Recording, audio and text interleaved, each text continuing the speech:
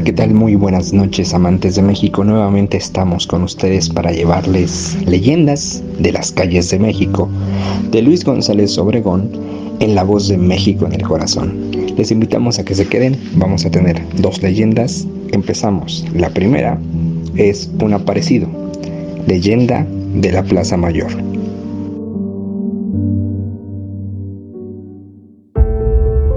Leyendas de las calles de México, de Luis González Obregón, en la voz de México en el corazón. Refrene su espanto el lector, pues no se tratará aquí de una alma de otro mundo, sino de un misterioso personaje que se apareció una mañana en la plaza principal de México, allá en el siglo XVI. El aparecido, es cierto, vino del otro mundo, pero con su propia carne y huesos. Caminó y no por voluntad propia, sin incomodidad ni fatiga, y en menos tiempo del que ha gastado la pluma para escribir estas primeras líneas. En antiguos pergaminos hemos encontrado este acontecimiento poco conocido y certificado por muy graves autores, insignes por su veracidad y teologías. Pero vamos al cuento, esto es, a la historia. Refiere el doctor Antonio de Morga, alcalde del crimen de la Real Audiencia de la Nueva España y consultor que fue del Santo Oficio, en un libro que intituló Sucesos de las Islas Filipinas, que en la Plaza Mayor de México se supo por primera vez la muerte del gobernador Gómez Pérez en el mismo día en que acaeció, aunque se ignoraba cómo y por qué conducto. Ciertamente, en aquella época en que ni el cable submarino ni la telegrafía sin hilos aún se soñaban, fue sorprendente que en la misma fecha en que se verificó el suceso se haya sabido desde una distancia tan grande como es la que separa a México de las Islas Filipinas. El hecho a que alude el doctor Morga, de un modo tan superficial y misterioso, lo narran otros cronistas con claridad, aunque atribuyéndolo a medios sobrenaturales. Cuentan que en la mañana del 25 de octubre de 1593 apareció en la Plaza Mayor de México un soldado con el uniforme de los que residían en las Islas Filipinas, y que el dicho soldado, con el fusil al hombro, interrogaba a cuantos pasaban por aquel sitio con el consabido y sacramental «¿Quién vive?». Agregan que la noche anterior se hallaba de centinela en un guaritón de la muralla que defendía a la ciudad de Manila, y que sin darse cuenta de ello y en menos que canta un gallo, se encontró transportado en la capital de la Nueva España, donde el caso pareció tan excepcional y estupendo que el Santo Tribunal de la Inquisición tomó cartas en el asunto, y después de ciertas averiguaciones y el proceso de estilo, condenó al soldado tan maravillosamente aparecido a que se volviese a Manila, pero despacito y por la vía de Acapulco, pues el camino era largo y no había de invertir como en su llegada el espíritu de Lucifer, a quien se colgó el milagrito del primer viaje tan repentino como inesperado. Consta el suceso que hemos consignado en gruesos pergaminos escritos por muy reverendos cronistas de las órdenes de San Agustín y Santo Domingo, y la muerte de Gómez Pérez la refiere uno de ellos con pormenores que no carecen de interés. Entre las naciones que más frecuentaban el comercio con los españoles en las Filipinas se contaba la del Japón, la cual era aparecida tanto por su policía y política como por sus valiosos géneros y otras ricas mercancías. Siendo gobernador de las citadas islas, Gómez Pérez recibió una embajada del emperador Taikosoma.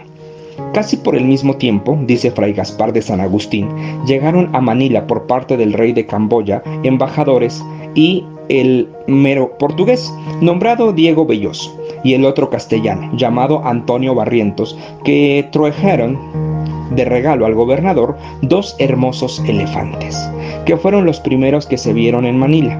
El motivo de esta embajada se reducía a pedirle a su majestad una alianza, para que le diese socorro contra el rey de Siam, su vecino, que pretendía invadirlo. Recibió el gobernador Gómez Pérez la embajada con agrado y el regalo que le traía, y como se hallase con bastante gente para el socorro que se le pedía, despachó a los embajadores, dándole al rey de Camboya buenas esperanzas, y correspondióle con otro regalo. Se estableció buena correspondencia para el comercio entre ambas naciones. Empero, Gómez Pérez reflexionó que aquella era la oportunidad para la conquista de Maluco. Envió en efecto un explorador, el hermano Gaspar Gómez, religioso de la Compañía de Jesús, y adquirió copiosas noticias de otro padre, Antonio Marta, que residía en Tidore. Resuelto a llevar a cabo su propósito, se proveyó de 4 galeones y varias embarcaciones, con el competente número de soldados y con pretextos de impartir auxilio al rey de Camboya. Dejó a Manila el 17 de octubre de 1593 acompañado de personas notables y de venerables religiosos. La armada se dio a la vela en el puerto del Cavite el 19 del mismo mes y año. En la punta de Santiago y el día 25 el viento del este estrechó a la galera capitana a abandonar a las demás, lo que obligó a Gómez Pérez a fondear en la punta de Azufre.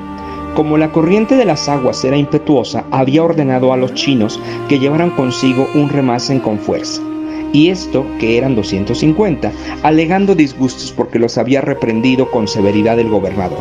Resolvieron robar la galera y las mercancías y para ello matar a todos los españoles, con tanta mayor facilidad cuanto que los rebeldes eran muchos e iban armados.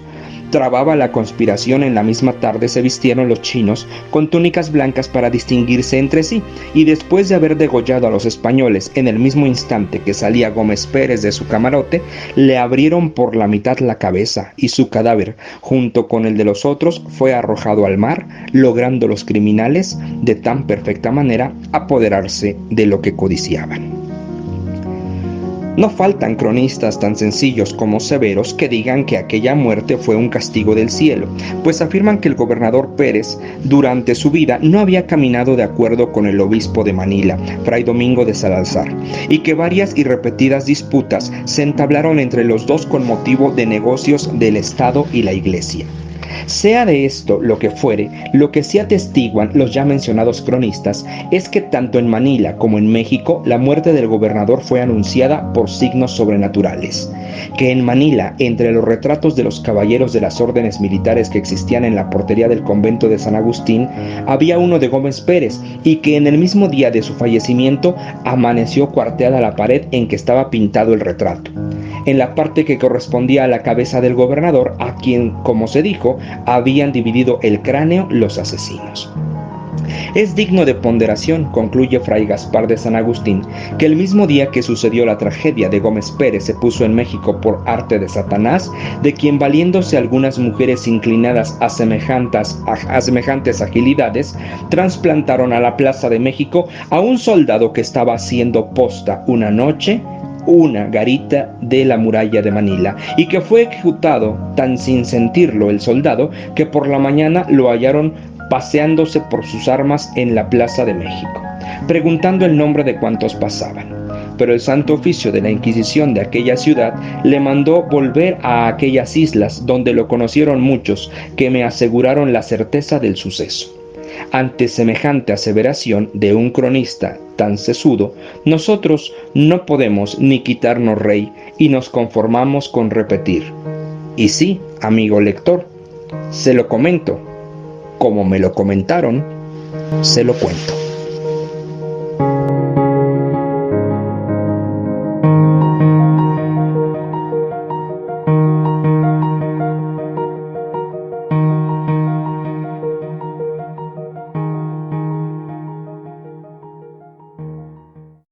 Muy bien, amantes de México, pues esta es nuestra primera historia. ¿Qué tal con los aparecidos y no aparecidos de la Plaza Mayor? Pues bueno, no se vayan porque todavía nos falta escuchar una leyenda más de Luis González Obregón. Pero antes de pasar a ella, les quiero recordar que se metan a las páginas de Facebook de nuestros patrocinadores. En primer lugar, quiero agradecer a Plumbago Estudio Floral por el apoyo que ha brindado a México en el Corazón. Les invitamos a ustedes a que se metan a sus redes sociales, a que le den un like, que les sigan, que les hagan los pedidos y que ustedes vayan planeando ya el regalo del 14 de febrero o también, ¿por qué no?, el del 10 de mayo. Ahí estarán Silvia y Erika para atenderles. Y también México en el Corazón agradece profundamente el apoyo recibido por Ayaxan Querétaro, esta tienda de guayaberas, de rebozos, de huipiles, de bolsos, todo artesanal, todo hecho por manos artesanas, por manos mexicanas, que nos brindan, además de un maravilloso trabajo, mucho amor en cada obra de arte que hacen. Entonces, muchas gracias a Yaxan, les invitamos a que sigan sus redes, a que le den like, a que lo sigan y que también vayan pensando para regalar el 14 de febrero, ¿qué tal? Un rebozo le caería a sus mamás, a sus novias, a sus hermanas, o para ustedes mismos, amantes de México, amantes y amantas de México. Bueno, pues vamos a seguir con la siguiente leyenda. Curioso estudio podría hacerse acerca de la nobleza mexicana, es decir, la historia de los títulos de Castilla que a personas residentes en México fueron concedidos por el rey de España durante el tiempo del coloniaje. Este estudio tendría además un interés puramente histórico, pues muchos de los títulos fueron expedidos a conquistadores por sus hazañas, a gobernantes por sus servicios y a particulares por sus obras meritorias. Algunos de los citados títulos están íntimamente relacionados con el descubrimiento y fundación de pueblos, villas y ciudades, no pocos con el nombre que se dio a las calles de México y de diversos estados de la actual República, y varios con los más ricos centros mineros. Es cierto que la nobleza de Nueva España no fue toda de limpios blasones y legítimamente adquirida. Es cierto que hubo títulos concedidos a los encomenderos que se extremaron en los aperreamientos y matanzas de los indios, pero también hubo nobles tan filantrópicos como el conde de Regla y tan patriotas como el marqués de San Juan de Rayas. Hoy la nobleza está en la virtud y en el talento. Hoy aquellos blanquísimos pergaminos, prodigios de caligrafía y primorosos por sus miniaturas del brillante oro y de vivísimos colores, son objeto de pura curiosidad, y solo uno que otro individuo los conserva como recuerdo y timbre de su pasada grandeza. Pero a pesar de esto, para el historiador los títulos de nobleza son interesantes, y muy en particular para el que intente hacer una crónica detallada de la Ciudad de México. Varias de las casas y calles de nuestra capital tienen su origen histórico en aquellos viejos blasones. Por ejemplo, todavía se levantan con su aspecto nobiliario las casas del conde de Santiago de Calimaya, en la calle de Jesús, de la condesa de San Mateo Valparaíso, en el Puente del Espíritu Santo, del conde de Miravalle, del marqués de Moncada, del conde de Jala y del marqués de Rivas Cacho, del marqués de Selva Nevada, del marqués de Prado Alegre, de los condes de la Torre Cosío y de la Cortina, del conde de Alcaraz, casa que desapareció al abrirse las nuevas calles de 5 de Mayo, y todavía hoy la plazuela de Guardiola y las calles de Vergara, Medinas, Factor, la Mariscala, Cadena y otras se recuerdan que allí tuvieron sus habitaciones los mayorazgos y títulos de Nueva España. Quizá algún día hablaremos del origen de esas viejas casas y de esas tradicionales calles que ostentaron orgullosos escudos y morrones, hoy borrados para siempre, y por cuyos pavimentos desfilaron señores estirados, de empolvada peluca, calzón corto, casaca y chinela con hebillas, mas ahora solo nos ocuparemos de un palacio azul, como la sangre de sus antiguos moradores. Allá, en el siglo XVI, se embarcó rumbo a México don Rodrigo de Vivero y Velasco, descendiente de aquel don Alonso Pérez de Vivero, que según unos fue arrojado en Burgos desde una ventana por el condestable de Castilla, don Álvaro de Luna, y según otros, de lo alto de una torre de Valladolid en un memorable Viernes Santo. Llegando a México, don Rodrigo casó con doña Melchora de Averrucía, que tenía una encomienda en Tecamachalco y era viuda del conquistador don Alonso Valiente. Don Rodrigo y doña Melchora hubieron en su matrimonio un hijo llamado don Rodrigo de Vivero y Averrucía, el cual nació en la citada encomienda. Este don Rodrigo, el Mos, distinguiéndose por su talento e instrucción, pues queda noticia que escribió varios discursos en Tratado de Economía Política y una relación publicada en parte del tomo 5 de la Ilustración Mexicana, relación en la que se refiere al naufragio que padeció al regresar de las Islas Filipinas, en donde fue gobernador y capitán general. Nuestro don Rodrigo fue además alcalde de diversos lugares en Nueva España y gobernador de Nueva Vizcaya. En México fundó el mayorazgo de Vivero, que después se elevó a condestado del Valle de Orizaba, concesión que le hizo el rey en premio de sus buenos servicios. Comprendía, dicho condado, dice aquel escritor, las tierras que este título tenía en las inmediaciones de aquella población, las que aún conservaron los sucesores en la Sabina y Cañada de Iztapa, y las que formaron posteriormente el Marquesado de Sierra Nevada y el Condado de la Colina, aquellas en lo más fragoso del volcán y estas en el llano sumidero. Don Rodrigo fundó el ingreso o trapiche de Osemepa, uno de los primeros de Nueva España, que hoy es pueblo, conocido con el nombre de Ingenio o de Nogales, a una legua hacia el poniente de Orizaba. Don Rodrigo de Vivero y Averrucía casó en México en el siglo XVI con doña Leonor Ircío de Mendoza, hija del mariscal de Castilla, y murió por 1636, dejando un hijo, don Luis de Vivero, segundo conde del Valle de Orizaba, quien, a no dudarlo, fue el primero de los de su título que habitó la famosa Casa de los Azulejos. ¿Cómo sucedió esto? Lo vamos a decir enseguida. La causa que nos ocupamos, aunque reedificada después, es antiquísima, y las primeras y pocas noticias que de ello tenemos se remontan al siglo XVI. Entonces la poseía un don Damián Martínez, juntamente con la plazuela anexa de Guardiola, pero concursando por sus acreedores se vio en la necesidad de rematar sus bienes en pública subasta.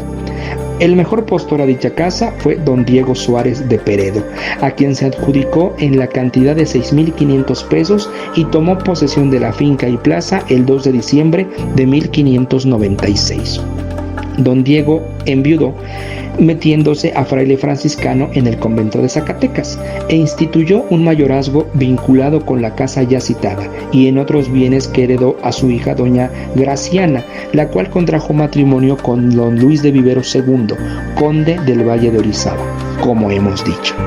Desde entonces la casa fue mansión de los señores condes y de ella nada hemos encontrado que sea digno de ser impreso. Solo a través de los siglos y en las salas de la tradición han llegado hasta nosotros dos anécdotas, una referente al Callejón de la Condesa, que tomó su nombre de alguna de las del Valle, y otra a la reconstrucción de la casa. Cuentan las consejas que cierta vez entraron por los extremos del callejón dos hidalgos, cada uno en su coche, y que por la estrechez de la vía se encontraron frente a frente sin que ninguno quisiera retroceder, alegando que su nobleza se ajaría si cualquiera de los dos tomaba la retaguardia. Por fortuna, como asienta un grave autor, la sangre no llegó al arroyo ni mucho menos, y ni siquiera hirvió en las venas de los dos Quijotes, pero a falta de cuchilladas sobró paciencia a los hidalgos, quienes estuvieron en sus coches 3 días de claro en claro y 3 noches de turbio en turbio. De no intervenir la autoridad, de seguro se momificaban los hidalgos. El virrey los previno. Entonces, cada uno tenía que retroceder hacia salir para uno de los extremos de las calles, uno por San Andrés y el otro por la plazuela de Guardiola.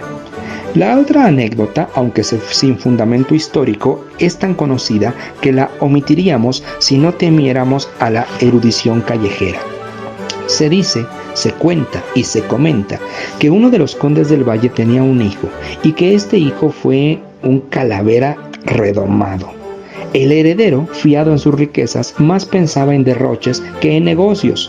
Joven y apuesto, los trajes lujosos, los buenos caballos, los saraos elegantes ocupaban más su atención que los librotes de cuentas y que los ingenios de azúcar. El conde su padre gastó mucha saliva en regaños hasta que cansado fue su benevolencia tanta que solo le decía: hijo, tú nunca harás casa de azulejos. Santa frase. El joven se preocupó, le escoció lo de los azulejos y poco a poco cambió de vida, prometiendo edificar la casa que su padre tenía por imposible. Su propósito fue pasajero. ¿Lo cumplió cansado o convencido de oír la eterna muletilla del viejo conde? La respuesta la tenemos clara, elocuente en ese gran palacio reedificado y revestido de azulejos por el joven conde, que dio con esto una prueba de lo que pueden calaveras arrepentidos. Diremos, para concluir, dice don Anselmo de la Portilla, que en esa casa se verificó la renovación del Señor de Santa Teresa, según lo cuenta un libro que anda en manos de los devotos de esta imagen. El señor Portilla incurrió en un error.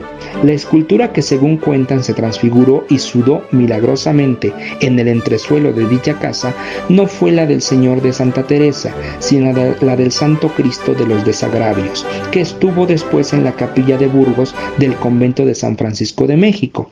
Derribada esta consecuencia de la exclaustración y de las leyes de reforma, el Santo Cristo Milagroso pasó a la iglesia de Jesús Nazareno, donde se encontraba y era venerada por los devotos.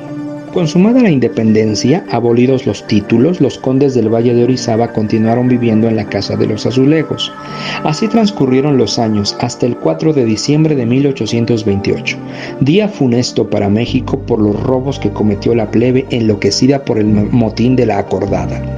En medio del desorden de que fue presa la ciudad, aprovechando sin duda aquellas circunstancias tan propicias para consumar los mayores crímenes, penetró en la Casa de los Azulejos un oficial, Manuel Palacios, en el instante mismo en que el exconde don Andrés Diego Suárez de Peredo bajaba la escalera. Acometióle a puñaladas Palacios con tal saña que lo dejó tendido y sin vida. Ese horroroso asesinato se comentó en aquella época de diversos modos. No faltó quien lo atribuyese a siniestras maniqueaciones políticas, mas la verdad fue que no pasó de una venganza personal de Palacios, porque el exconde don Diego se oponía a que tuviese relaciones con una joven de su familia. Condenado el culpable a la última pena, se ejecutó la sentencia en la plaza de Guardiola, junto a una cochera que miraba hacia el poniente y que ya no existe. Con tan trágico acontecimiento termina la crónica de la casa secular y solariega. Empero, cuando ahora penetra uno en su interior, admira la arquitectura severa, el lujo que reina en las salas, por la que le parece contemplar las sombras de sus antiguos moradores, pero al bajar por la vieja escalera, la fantasía se traslada a otros tiempos. Ve el brillo del puñal del asesino y el cuerpo del buen conde tinto en charco de sangre. Escucha los gritos angustiosos de sus deudos y fuera, allá en el Parián, contempla a la furia de las guerras fratricidas, desmelenada con los ojos saltados por la codicia, excitando al populacho al más salvaje de los saqueos. Esto se escribía allá a finales del pasado siglo. Desgraciadamente, hoy ya no se reciben las impresiones trágicas de aquellos sangrientos sucesos, sino el ambiente de un bazar de drogas o mercados de cacharros y baratijas que han establecido allí los simpáticos negociantes hermanos Sanborns, que han profanado aquel palacio artístico y que lo mismo sirven chocolate que huele a oxígeno que una bolsa de oxígeno que huele a chocolate. Muchas gracias por escucharnos, amantes de México. Nos vamos a ir para encontrarnos la próxima semana, en este mismo lugar, en este mismo espacio, miércoles a las 8 de la noche, para seguir escuchando más leyendas de las calles de México, de Luis González Obregón, en la voz de México en el corazón. Tengan una bonita noche y dulces sueños.